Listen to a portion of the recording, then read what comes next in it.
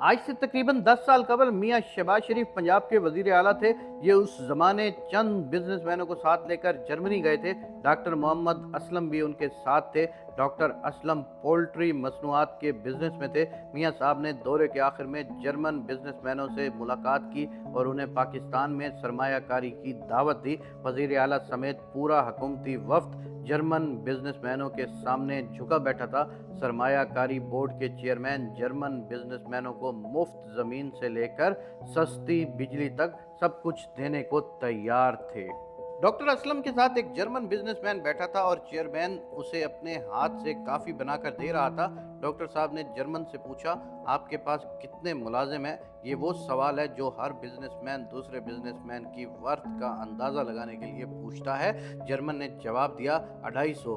Doctor Aslam ने पूछा, और आपका सालाना रेवेन्यू कितना है? जर्मन का जवाब था 100 मिलियन यूरो। डॉक्टर असलम ये सुनकर खामोश हो गए।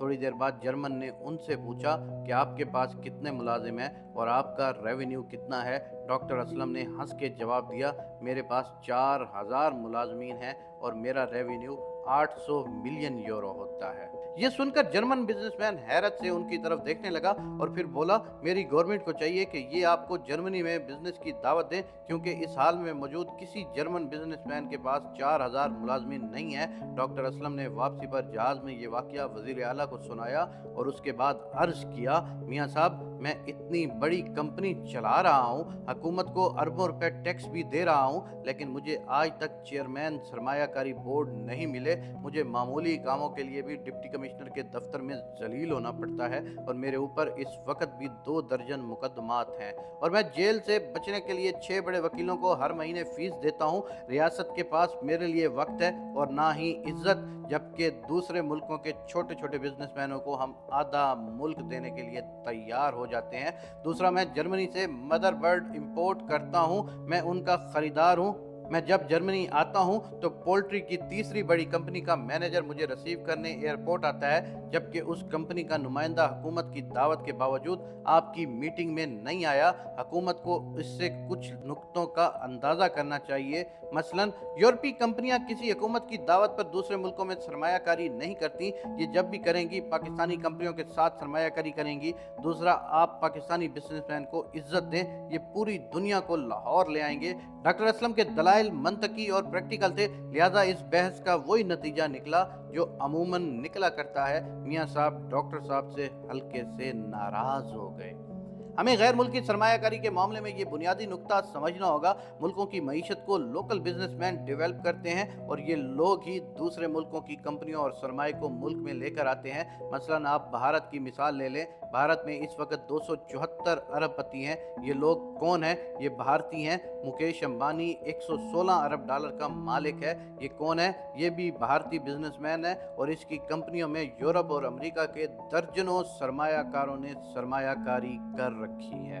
नरेंद्र मोदी अगर इन अमेरिकी सरमायाकारों के घुटनों को भी हाथ लगा लेता तो भी ये भारत में $2 सरमायाकारी ना करते, जबकि इन लोगों ने मुकेश अंबानी के बिजनेस में अरबों डॉलर लगा रखे हैं। आप चीन की मिसाल भी ले लें।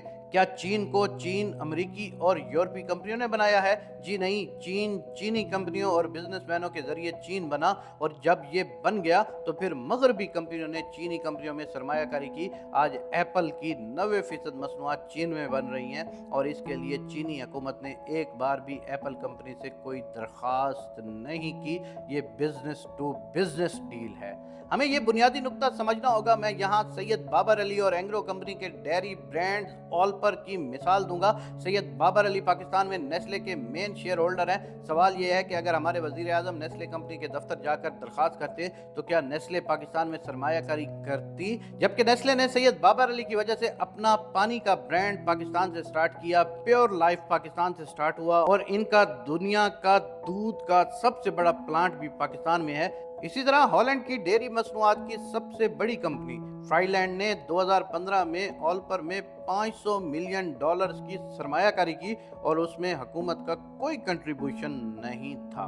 ओलपर मुल्क की लीडिंग कंपनी एंग्रो का ब्रांड था, लिहाजा फ्राइजलैंड ने हुसैन दावड़ के नाम पर आंखें बंद कर कर $500 मिलियन उसमें लगा दिए। हम इस वक्त भी सऊदी अरब और यूएई से उम्मीदें लगा कर बैठे हैं। 15 अप्रैल को सऊदी वजीर खारजा के साथ बिजनेसमैनों का वफद पाकिस्तान आया। पूरी हुकूमत सऊदी बिजनेसमैनों के सामने झुकी हुई थी। हुकूमत ने दौरे से एक हफ्ता पहले सारे काम बंद कर दिए थे और अब पूरा साल याददाश्त के 4 कागज लेकर फिरती रहेगी ये हुकूमत। और अगर सऊदी हुकूमत और बिजनेसमैनों ने अपना वादा पूरा भी कर दिया तो भी इस सरमायाकारी की वैल्यू कितनी होगी? $5 अरब, जबकि सुप्रीम कोर्ट ने अकेले मलिक रियाज के बैरिया टाउन की वैल्यू 5000 अरब रुपए लगाई थी। ये हमारे FBR की सालाना आमदनी का 70% बनता है। यानी आप कमाल देखिए, हम पूरी दुनिया के सरमायाकारों की मिन्नतें कर रहे हैं। हम सुर्ख कालीन बिछाकर एयरपोर्ट पर उनका इस्तकबाल करते हैं और सदर से लेकर आर्मी चीफ तक दरवाजे खोलकर उनको वेलकम कहते हैं, जबकि हमारा अपना बिजनेसमैन, हमारा अपना सरमायाकार बीमार होकर दुबई में बैठा है। हम सऊदी बिजनेसमैनों को 2 5 स्टार होटल के लिए इस्लामाबाद में मुफ्त ज़मीन ऑफर कर रहे हैं, लेकिन जिसने लाखों एकड़ ज़मीन आबाद कर दी, जिसने मुल्क में नए शहर खोल दिए, जिसने रियल स्टेट की पूरी इंडस्ट्री डेवलप कर दी, हम बरसों से उस मलिक रियाज को ज़मीन पर लिटाकर जूते मार रहे हैं। हमने उस पर 100 से ज़्यादा मुकदमात बना दिए हैं। आप किसी दिन ठंडे दिलो दिमाग से ज़रूर सोचिएगा और सिर्फ एक सवाल का जवाब तलाश कीजिएगा कि हमारे 20 बड़े बिजनेसमैन खुद और उनका ख़ानदान कहाँ रह रहा है। आप ये जानकर हैरान रह जाएंगे कि ये तमाम लोग मलिक रियाज की तरह मुल्क से बाहर बैठे हैं। ये दुबई, लंदन और न्यूयॉर्क में रहकर पाकिस्तान में कारोबार कर रहे हैं। इनका ख़ानदान भी पाकिस्तान में मौजूद नहीं, जबकि आप चीन, भारत, जापान और यूएई के टॉप बिजनेसमैनों की प्रोफाइल निकाल कर देख लें, आपको ये खुद और इनके ख़ानदान अपने मुल्कों में मिलेंगे। टाटा, बिरला और अंबानी फैमिली भी भारत में, और ये अपने मुल्क में रहकर बिजनेस कर रहे हैं और पूरी दुनिया के सरमायाकार इनके कारोबार में सरमायाकारी कर रहे हैं, जबकि हमारे बिजनेसमैन ख़ानदान समेत बाहर बैठे हैं। क्यों? क्योंकि हम अपने बिजनेसमैनों को तहफ़्फ़ुज़ और इज्जत नहीं देते। दूसरा, बाहर की रियासतें बिजनेस फ्रेंडली हैं, जबकि हम मिनहसुल कौम बिजनेस मुखालिफ हैं। चुनाचा हमारे बिजनेसमैन, उनके ख़ानदान और सरमाया तीनों बाहर चले जाते हैं। हुकूमत अगर वाकई मुल्क में सरमायाकारी चाहती है तो उसे चाहिए कि ये पाकिस्तान के टॉप 20 बिजनेसमैनों को राज़ी करे और उनकी बात सुने, उनके रास्ते के कांटे हटाए। ये मलिक रियाज से भी मुलाकात करे और उनके साथ सेटलमेंट करे। इस शख्स में वाकई ही बड़ा पोटेंशियल है। पूरी रियासत इसे 35 साल से मार रही है, मगर ये इसके बावजूद कायम है। आखिर इसमें कोई ना कोई कमाल तो ज़रूर है। आप उसके कमाल का फ़ायदा क्यों नहीं उठाते? आप गवादर उसके हवाले कर दें। कराची के साथ 11-12 जजीरे हैं, आप ये उसे दे दें। आप उसे इस्लामाबाद का कोई नया सेक्टर दे दें, उसे नया मरी डेवलप करने की इजाज़त दे दें, मुल्क में 10 5 स्टार होटल बनाने का टास्क दे दें, और या ओवरसीज़ पाकिस्तानियों के लिए हाउसिंग स्कीम बनाने का मौका दे दें, या फिर उसे छोटे शहरों में हाउसिंग प्रोजेक्ट का टारगेट दे दें। मलिक रियाज मुल्क का लाइफस्टाइल ही बदल देगा और दुनिया भर के सरमायाकारों को भी पाकिस्तान ले आएगा। आप उसके साथ बात तो करें, उसे अंगेज तो करें, लेकिन मुझे यकीन है हम ये कभी नहीं करेंगे। हम सरमायाकारी के लिए मुल्क मुल्क फिरते रहेंगे, बिजनेसमैनों को दावत देने के लिए करोड़ों डॉलर ज़ाया कर देंगे और हम मजीद 2-4 SIFC बना लेंगे, लेकिन हम मलिक रियाज जैसे अपने लोगों से बात नहीं करेंगे, क्योंकि उसके लिए हमें अपनी अना का शिमला नीचे करना पड़ेगा, जिसके लिए हम तैयार नहीं हैं। हम भी क्या लोग हैं? हम अपने इब्ने तलाल को इबरत की मिसाल बना रहे हैं और सऊदी इब्ने तलाल के पीछे पीछे फिर रहे हैं। हमारे हुसैन दावड़ जान बचाने के लिए दुबई बैठे हैं, जबकि हम दुबई के सरमायाकारों के लिए सुर्ख कालीन बिछाकर, हाथ में गुलदस्ता उठाकर एयरपोर्टों पर खड़े हैं, और हम आज तक ये अंदाज़ा ही नहीं कर सके।